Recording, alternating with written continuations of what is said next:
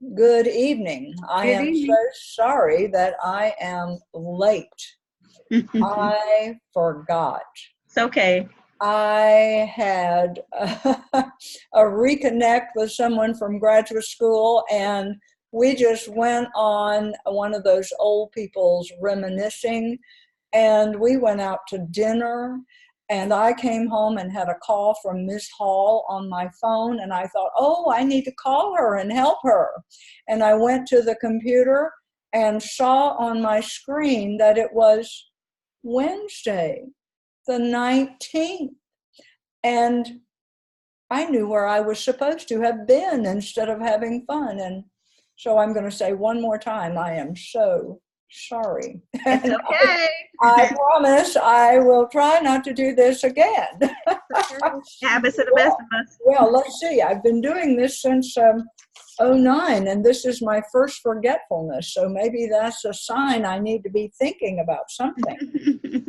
Anyway, um, I'm glad that we were able to talk a little bit last Monday Sunday. about the work that Hmm. we're doing. And I just want to say I'm getting some really good caps before I move on into the SIAP.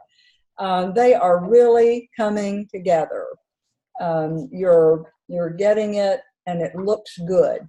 I would say that the one thing I'm finding is sometimes people aren't putting a heading in their chart for what of the 5 areas you're dealing with. And it's better if you put a heading and then put all the things that go with that particular one of the 5 headings, and then put the next heading and put those, because that'll make it easier for you. Um, I think we pretty much beat skip 1 and 2, SIAP 1 and 2 to death. But I do want to make sure you remember that in the second task, you're going to go through those 5 areas and make sure if you did other ones, some of you did, the community involvement, you did the discipline, those things. If you did those, that's fine. Put them in, but make sure that those first 5 are the 5 that your reviewer is looking for. And notice that recommendations are not required. Now, some of you are saying the team feels they should do this. The team is recommending. The team sees that this would be good. That's, I'm not going to say that's wrong. I'm just going to say that those are not your final recommendations. And you may want to word it so that those are tentative recommendations. Because think about the process. Once you finish 2, you're going to do your focus groups in 3, and you wouldn't want to go into a meeting and say, these are the ironclad recommendations we're doing. What do you think about them? If you're not going to change the recommendations based on the input you're getting. As teachers, have you ever been asked for your input on a topic of discussion at your school, and 2 days later read in the newspaper that the decision has already been made, and it was made at the last board meeting? I And can tell you this. I've been told that asked our team to make up a lunch detention policy, and they let us meet for 40 minutes. And at the end of the meeting, my AP said, this is what we're going to do. And I was like, oh, wasted 40 minutes of my life. Okay, well, see, that's what I'm saying. So you don't want to do that to other people. And I used to tell my teachers, we can sit around and chew on this and try to decide what you would like to do. But I can tell you, the decision has already been made downtown. So rather than insult your intelligence, I'm just going to say, I'm just letting you know that it'll be announced soon what we're going to be doing. I mean, I think that's much better than making people feel that they have input. And then, I mean, teachers are smart people. And people with 2 master's degrees are probably the smartest of them. So it seems to me that you should be able to pick up on the fact that decisions have been made while they're asking you for input. And Ms. Hall, that was an excellent example. So don't do that to these focus groups. The focus groups, when you had them, you were really looking for information. So you want to present the comments you made as tentative recommendations. You gather your information from the focus groups, and at that point, you make the final recommendations. And at that point, you can actually say that you're prioritizing. I'm seeing some of you have 5, 6 recommendations under a topic. I'm not sure you want to focus on that many things at one time under any one of those. You may want to. Maybe you have, if your staff is ready to tackle that, that's fine. But realize that you can always say, after talking with the focus groups and looking at our resources, looking at all of the things the central office is demanding that we initiate this next year, we have determined that we are going to recommend the following. You don't have to say it like that, but preface it, tell them why you're narrowing, that you're prioritizing, and then just make sure that you have good recommendations, things that actually can happen. Remember, when you're writing those goal statements, they have tried to beat into our heads for a couple of decades now that they need to be SMART goals. So just remember that as you're writing those goals. And remember, there's a difference between the goal and what you're going to see as success. What are the indicators of success? Well, the indicators of success would be, remember why we started all of this. You had low scores in something. You wrote a goal statement that said what you were going to try to do about it, a SMART goal. The indicator of success would be that you improve that number that started the whole thing. Doesn't that make sense? Yeah. Okay. So just think about that as you review what you're writing. The goal statement, a SMART goal, activities that'll help you fulfill that goal, indicators of success. What does it look like when you are successful? Well, it should look like that you met or exceeded the goal, or you met or made significant progress toward the goal. Okay, so that might be a way to look at it that would help you keep that from becoming fuzzy. But just remember, the final goals should be after you discuss the focus group. Okay. Now, yes, questions about that? So all that stuff you were just talking about, which makes sense, having the goal, the indicator of success, all of that is a part of task 3? Task 3, after the focus group, you are going to just do the recommendations. The recommendations are the end of that task. Okay. Okay. Then when you get to the next, that's when you start looking at what is it going to cost and how are we going to get it done. Okay. So before you leave the focus group one with the recommendations, you need to have those recommendations really clear, but you're not going to put them into the chart. Okay, you don't have to put it into the chart actually until you get to the graphic organizer in 5. That's 5, where we would have it listed as like the indicator of success, that kind of stuff. Yeah.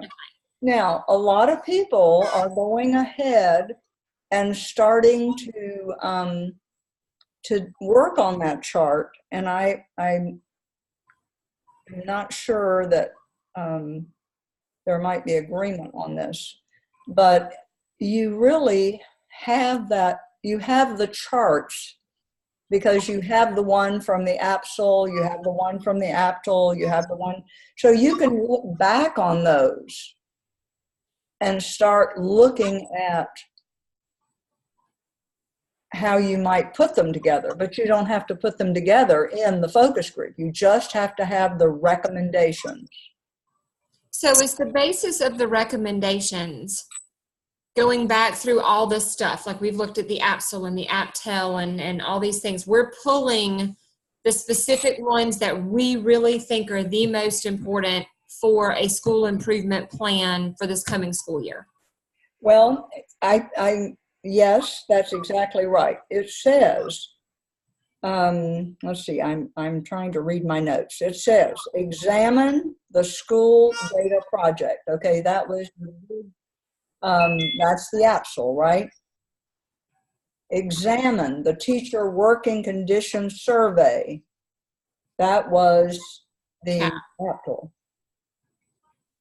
Teacher working conditions. That's Remember? the CAP, right? Well, you in the CAP, but remember the teacher working conditions part of the APSL. Okay, gotcha. Sort of, some of that was in there. Gotcha. So there would be possible recommendations that might have been in there.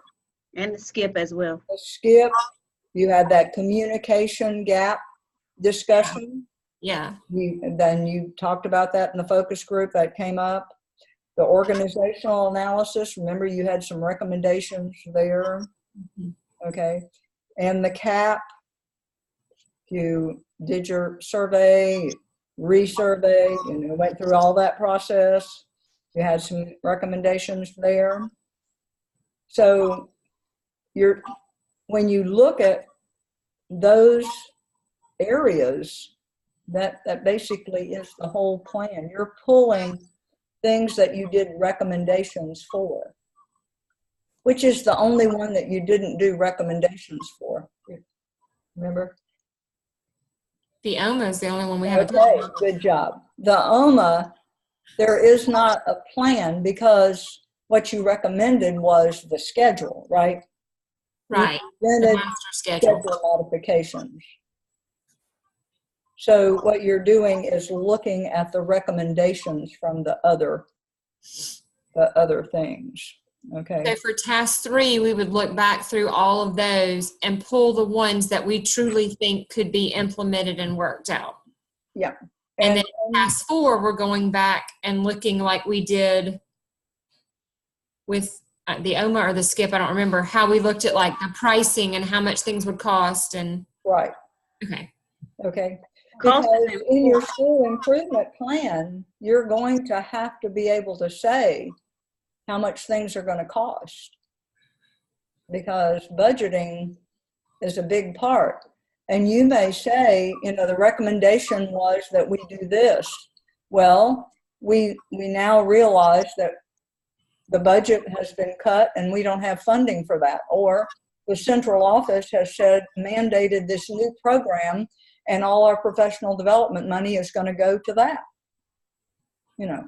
As a principal, they'll give you a pot of professional development money and you think, oh, good, we can do this and this and this. And then you get a phone call or a letter, an email that says, oh, by the way, 3/4 of that money needs to be set aside for this particular training that we're giving you. Yes. So, and I'm sure you've been in education long enough for that to have happened in your school, and that is the reality. Okay, so I guess the focus group, I'd like to make sure that we have a good understanding, and I think it says to definitely make sure you look at the SIAP, that you look at the CAP, but it says reviewing the school data project and the teacher working conditions you have some possible recommendations there. And you may find that they're duplicates. And when you get to task 5, there's really no reason to do a lot of duplication. There may be some things that are a little bit of like, and you might say, well, instead of having 3 things under this particular one, I think I'll cut this because I like this way of approaching that better. You know, you have two things that might solve the same problem, and so you're going to use some of the best things. Because what you want to end up with is something that if somebody said, okay, honey, here's the money to do it, go do it. You're not going to go, oh, I just put that in for filler. That really isn't something I do. My teachers wouldn't do that. You know, you really are trying to remember those SMART goals. They have to be, you know, you need to be able to do it. It needs to be realistic, and it needs to be something you can do. So that's a piece of it. There's a lot of things we'd like to do that we may not be able to do. Okay, so in 4, it says you're going to address the EPSL, the APTL, the SKIP. That's the school data project, the teacher working conditions analysis. And in all of these things, make sure that you do a narrative. It's a narrative plus. Now, in some of these, the narrative is shorter, but you want to make sure that the narrative fills in all of the questions that the research evaluator might have. Okay, so the organizer with the resources and a narrative. That's what you're really looking for in that. So task 4 would have the chart similar to the one we did when we were working on, yes, where we went through with the budget and the money and all that. Right. Well, and the thing is, when you get to 5, it is not 5 different or 4 different organizers. It is one organizer. So the headings you have are the headings you have. And so you want them to be fleshed out.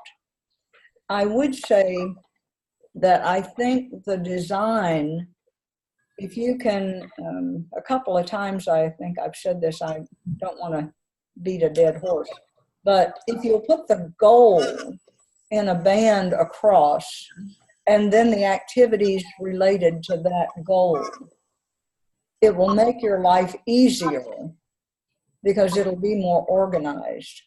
And then between the areas, you know, student learning, the student learning piece, you can put a band across that, and down here are all the things related to that, and then go to the APSL, so that when you're dumping it in, you're dumping it in an organized way, so that each one of them has the same format, because that's what your school improvement plan has.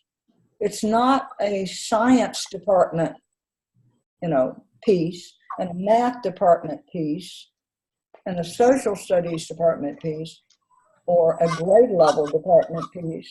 It's a school piece, and so you're addressing it across all boundaries.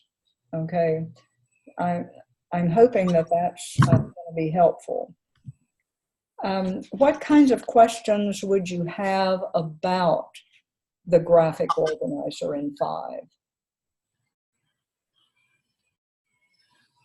I know some of you have used a completely different, some people used a grant chart, some people used a PERT chart, and those are fine, and they're really neat that you have that opportunity to learn to use those pieces of software. And I would hope you would use that in your competency folio if you did that, just to demonstrate that you know how to use that software. But when it comes down to this chart, you need to use the format that Dr. Lamb suggested And it's the same one I've been hammering out since 601. So with that graphic organizer, we still need a narrative as well, you because need an introductory narrative, yes. And I would say, you know, it should fall in the same pattern as your graphic organizer. Doesn't have to be long. You're not going back and showing all the data and all that. You're just letting the reader remember that this is what you're doing, and putting it, you know, here's the narrative and here's the graphic organizer.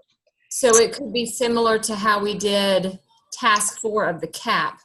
Just a simple paragraph on each recommendation, and then we had the chart. I would say even easier than that. I would say each of the broad areas and a discussion of the recommendations that you selected, because hopefully some of those you're going to collapse some of those. I would say in the graphic, you need to somehow, here is the activity, but there are the timeline, there are different things that should happen at different times. You've got, you know, maybe at the first meeting in fall, you need to introduce or have some professional development. A good example is if you're going to review the mission and vision statement, you can't put you're going to do it between August and June of next year. That is not really true. You're going to do that on the professional development days at the beginning of school, or else it's useless. Because if that's a focus, and I had one person that I thought it was really interesting, they're going to have the students work on the vision and mission. And when the administrator does the walkthroughs, he's going to ask students about the mission and vision. Wow, okay. So we're going to get everybody involved here. That's a completely different idea from what some of you did. And it's all okay. I'm just saying, you know, you need to really look at it. That's something that would happen very early. Okay, what's the next thing that you're going to do? And here's the line for that. And what's the next thing? Sometimes it's only one item, but sometimes you have to break it down. If you're starting a completely new program, you've got to have some discussion with the faculty about here's what we want to do. What are your ideas about implementing this? And then you've got to have, you know, are you forming a committee? Are you making documents? When are you going to start the observations about this particular thing? Is it going to be second quarter? Is it going to be second semester? Is it going to be, you know, are you going to do this thing once a week, once a month, bi-weekly, once a semester, once a quarter? You know, what is the time frame? And I say the closer you are in making a timeline that says, here's what we're doing, and then we're doing this, and then we're doing this, that's more likely that you will get it done. Because if you just say we're doing it during the school year, honey, the school year is so packed with stuff that by the end of the school year, you'll look at it and go, oops, we didn't do that. We've been doing a lot of stuff, but we didn't get that done. Well, if you have it mapped out and you put it on a calendar somewhere where you're doing professional development, well, we're doing this professional development. We said we were doing it here, here, and here. And, you know, it's got to be planned out. It's got to happen. Okay. So those are the kinds of things that I think is important for that graphic organizer, so that you really go through it and sort of fine-tooth comb it. So what other questions do you have about the graphic organizer? Remember, that's for the whole program. That's everything you've done, with the exception of doing the schedule. You're not attaching the schedule. But there might be some things about exceptional children is an area that you want to make sure doesn't get left out. And I say that because in the 5-semester program, one of the tasks that was collapsed with the focus that we would look at exceptional children several places as you went through the 3-semester program. Instead of that, there used to be a task that was totally doing a needs assessment for your special education department. So that's something you've sort of been doing along. So you just want to, don't collapse that out, make sure that you still carry that through. And that's sort of the things that I think might be helpful. So what are the questions? Yes. I have one, and I should know this answer, so I apologize. I really haven't jumped into the SIAP because I have just been finishing up the CAP. But in terms of putting all this together, which makes sense, and what we've been talking about makes complete sense. Like for the CAP though, we were supposed to focus on those 5 areas. As we move through the SIAP, I know we're kind of looking at the APSL, and then we're looking at the CAP and SKIP, and then we're pulling in. But do we have to, as we make recommendations, do those recommendations have to be in specific categories, or are they just the recommendations we feel are the most important for our school?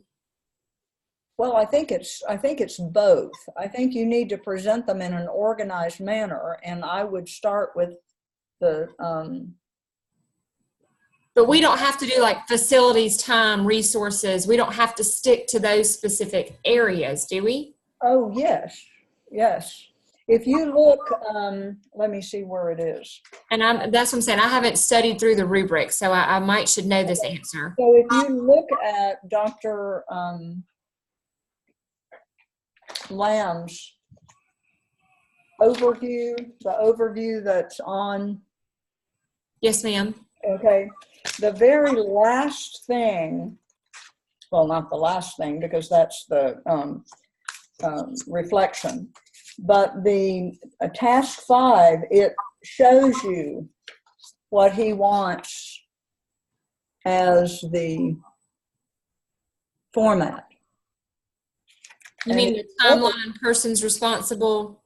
Yes, it's. Yeah, no, I don't mean that. I mean, as we make recommendations, do I have to keep my recommendations as these are recommendations in leadership, or these are recommendations in empowerment, or these are recommendations in resources, or can I set them up how I best see fit? Basically, what you're doing is taking the recommendation section from the APSL and plugging it in, and the recommendations from the APTL and plugging them in. And the recommendations, okay, you see? But then what I'm saying is there may be overlaps. Okay. Okay, you need to decide, what are you going to do about that? In your school improvement plan, you wouldn't have under student learning, you're going to have professional development about iReady. You wouldn't then have the same recommendation under, say, the teacher empowerment, where you did the teacher working conditions survey and said that was an empowerment piece. Do you see what I mean? Okay. Yes, ma'am. So I wanted to make sure I didn't have to set them up in those areas. Yeah. So, if I were doing this, I would take them and I would do sort of a rough draft. I would just dump all those one right after the other into the same format. You've got to have them all in the same format. And then I would start making sure that I had it organized in some way that made sense to me. I mean, not to me personally, to you. So that you, as you work through it, this is how you see the organization.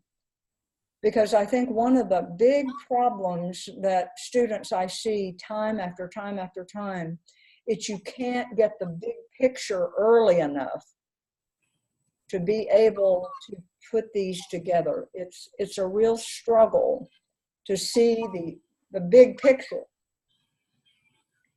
So I think most of you now, as you get to the end, are seeing the big picture, and that's important, Because when you get a school, you've got to have the big picture.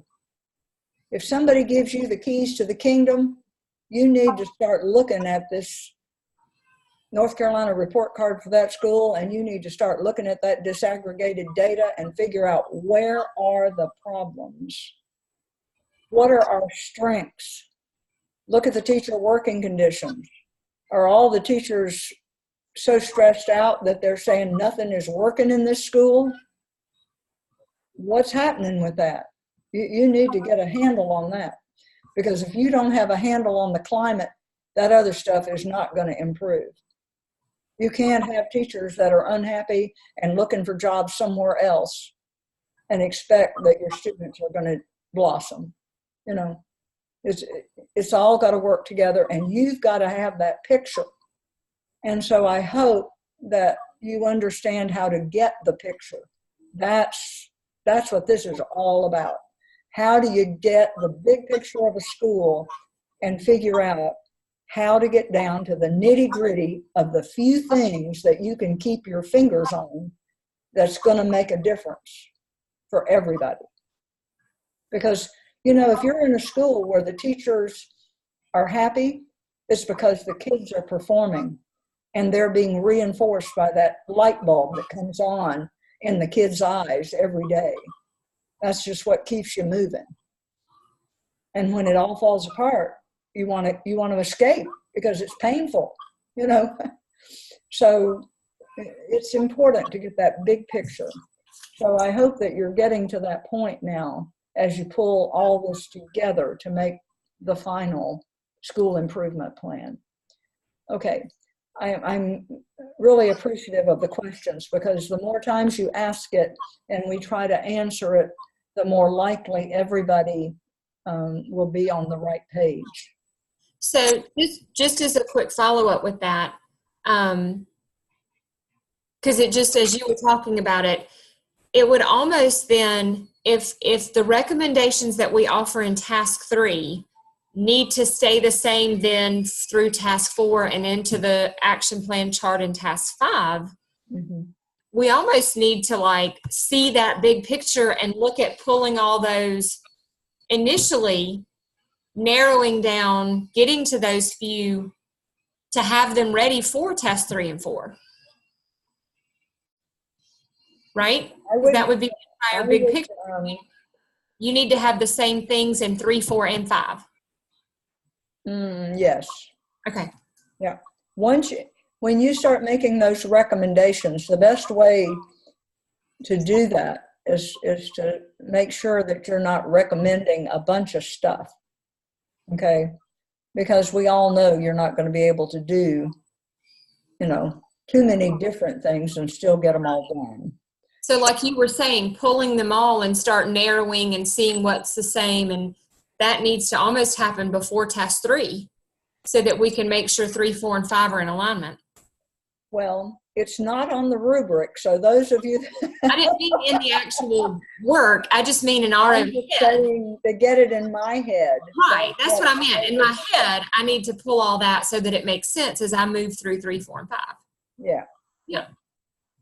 No, I knew it didn't go in the paper. I just meant in the big picture. Yeah. In the big picture, I think seeing how all the pieces fit together is really an important piece. And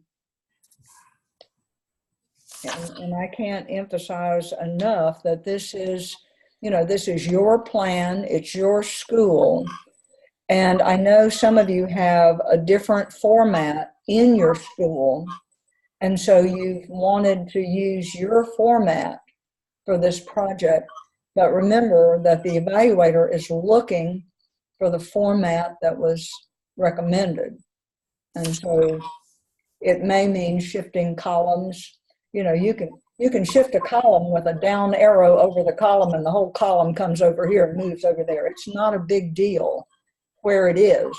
So I would recommend that you try to have it relatively like it is. The only reason I suggested the goal statement be in a band was that it gives you an extra column. And so you've got a little bit more space. And I'm trying to get people also, this is another point, to not write in sentences in those columns. Don't write, the candidate will develop program for assessing through walkthroughs. Just say what the activity is that you're monitoring, whatever it is. Just say, monitoring this, and who's responsible? Whoever it is. You don't, the narrative is in sentences. The plan itself is in as few words as possible, but they need to be hot topic words. They don't need to be, we're going to develop a plan for a schedule for professional development.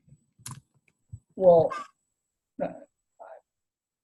I don't know what that is. What is it for? You know, it just needs, you just need to sharpen it and get it to as few words as possible so that it flows, and you can hand it to your school improvement team and they know what it means because they've lived through its development. No. And let's see, you were also, once you get to that point, you're going to make sure that you present that to somebody, right? Yeah. And by the time you get it, you're going to be so proud of it, you're going to want to present it to a lot of people. And I'll tell you another thing. If it looks pretty when you get done with it, I'd flat out attach that sucker to my resume. I'd say, this is an example of the kind of work that I did to try to improve my school, my internship school.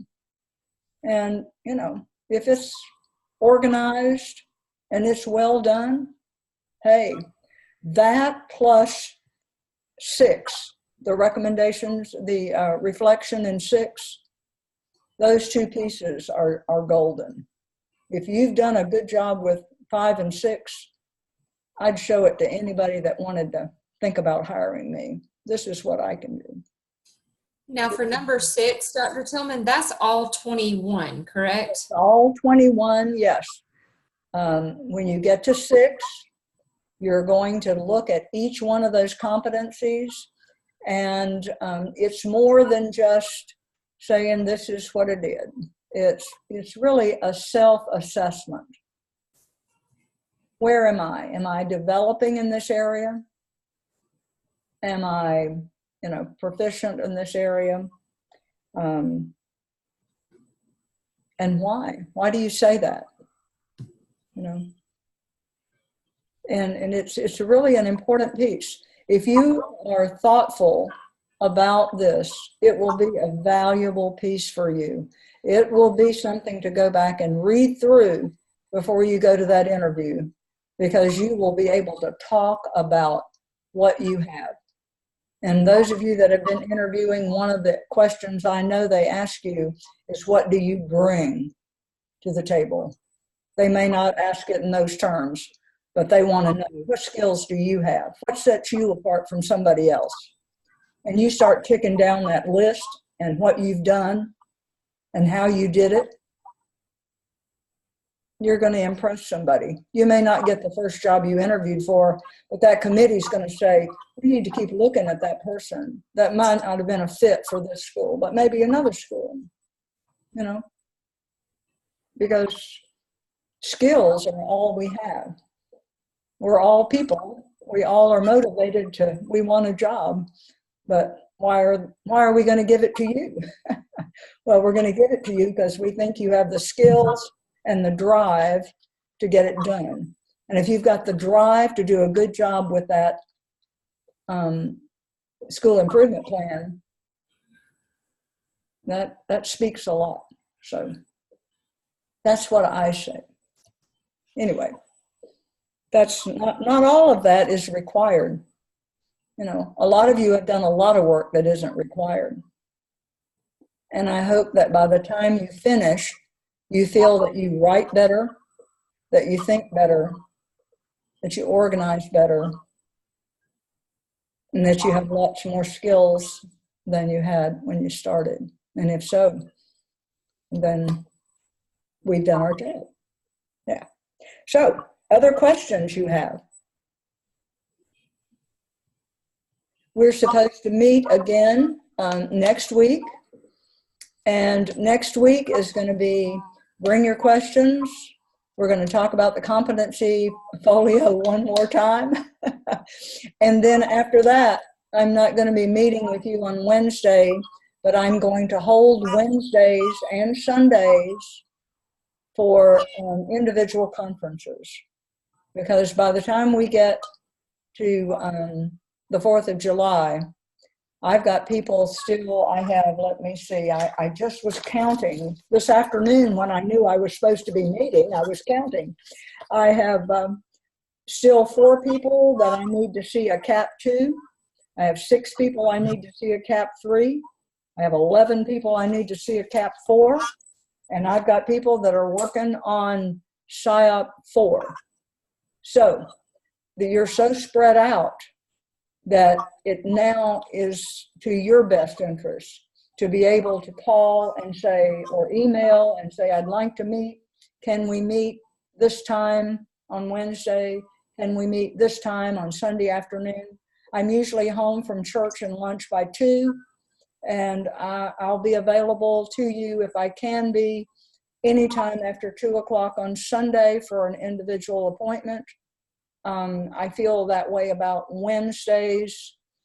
Just give me a call, give me an email. I'll set it up with you because we can do a whole lot one-on-one. Ms. Hall and I have talked right before. We took about 15 minutes and did a lot of good. So it doesn't take long when it's one-on-one, because when I'm doing a group thing, I have to hit all the possibilities if I can. So it's like teaching the class, right? You teach to the group, and then you go to the individual group. Okay. Well, we're to one-on-one, honey. So, any other questions? Yes, Mr. Lawhorn. Can I share my screen with you of my school improvement plan and just make some comparisons and see where we are related to how how it's structured? And I'm still lost on this SIAP thing. I haven't even started it, much like Eleanor. I haven't started it. Still trying to finish up my CAP, but I'd still like to have an idea of where we're going, because I was thinking the SIAP was the school improvement plan. I didn't think that these 6 steps led up to the school. I'm just lost on this. Can I just share it with you and kind of get some feedback on how my school improvement plan relates? Why don't you stay after, and that way we can look at it. Okay. Okay. Any other questions before we close down? Well, this is a personal question, but it's quick. Since I have gotten feedback from you on my CAP 4, I fixed what you had mentioned to me. So my CAP is done. Yes. I have not heard from Dr. Whitaker about my CAP 4. Should I still go to turn it in and get that process rolling? No. I haven't heard from her? You need to hear from her. Okay, because I know she's on vacation and she's not working much this week, but. Well, I would say that I don't think there's a problem with it. I just put it on hold and just move on. Yeah. Okay, because it's done. That would be my recommendation to anyone. Okay. If you have finished the CAP and Dr. Whitaker's not available, just put it aside and start on with the SIAP, and then when she comes back, you can put it in for her. Because all I'm lacking is the turn it in and the task stream. Yeah, that's not a problem. Okay. Sounds good. That was a good question. All right. Thank you. Other questions? Yeah, I'm sorry. No, I said thank you. Okay. So, Ms. Burris, you've been really quiet. Is there anything that we can help you with? No, I'm putting together my CAP. I'm waiting for you to give me, I turned my CAP 4 in today. Okay. And so I'm putting it in order and waiting for you to let me know. Okay. What I will say that what I've been trying to do is go back, anybody that is doing CAP, the CAP 2, 3, I'm trying to get those people moving on because I'm really trying to get people through the door. But I'm going back there less and less because I want to keep those of you moving that are finishing up on the CAP and trying to get into the SCIP. I think once you get into the SCIP, you're not going to, into the SIAP, you're not going to be as baffled as you think you will be. I think it's going to flow for you because most of you have really tried hard and followed what you're supposed to do. So the more you put into it before, the less you're going to have to put into it now. Yeah. So any other burning questions? For the good of the group, can you think of anything anyone else that's not here might want to know? Okay. Remember, when you finish the CAP, you need to do the CAP-related competency folio submissions. You don't want to leave it till the end. Okay. I'm going to sign us off, and you all go ahead, and Mr. Lawhorn and I will stay on. Good night. Good night. Good night. Good night.